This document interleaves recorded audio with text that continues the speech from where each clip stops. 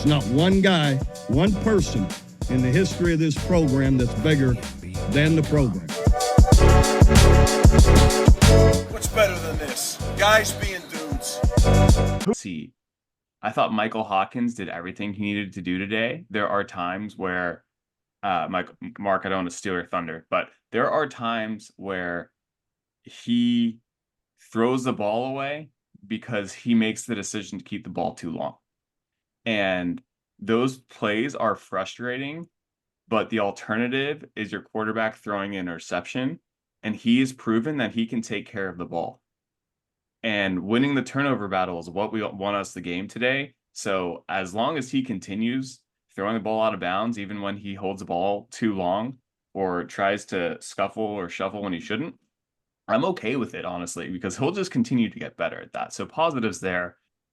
Michael Hawkins has to figure out what to do when they're bringing pressure, because currently his options are run backwards a little bit and get sacked, or try and make a play and then get sacked. Like that's really what's happening in any situation where he's facing pressure. And I don't want to say that because that's not necessarily true. He, rolling right, he had a great play that was a play, and he showed us something today, but it's also clear that he's a true freshman out there. And I think that the expectations on offense need to be tempered, at least until we see if we're going to get some of these receivers back.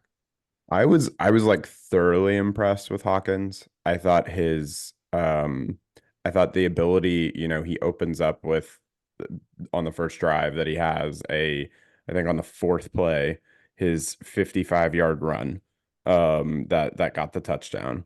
He then throws the longest pass that longest completed pass we've thrown all year to at the end there to get that final touchdown, and a final non-pick six touchdown, I believe.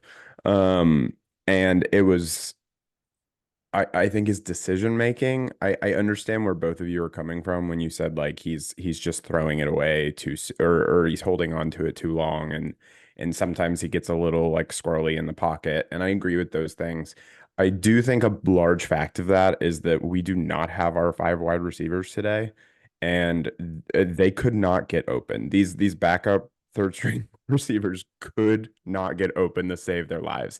He literally didn't have anyone to throw to. So I think he was like, okay, I either chunk it to somebody and risk getting picked off, or I try to make something happen with my legs. And oftentimes, that didn't go anywhere, but at the same time, I would rather have him do that than potentially turn the ball over. I think we talked a lot about Jackson Arnold's performance and how the decision-making was the aspect that we were like, we couldn't get over. I love the decision-making that I saw out of him today.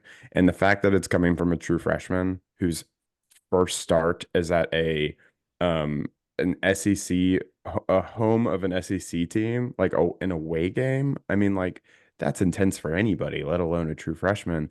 And I just thought he was poised, and he had a few things here and there, but overall, I thought he was great. So the MVP is Michael Hawkins, right? It just is the way that he's able to come in, stay composed, true freshman, make plays, win us the game. 3, 2, 1. There's not one guy, one person in the history of this program that's bigger than the program. What's better than this? Guys being dudes.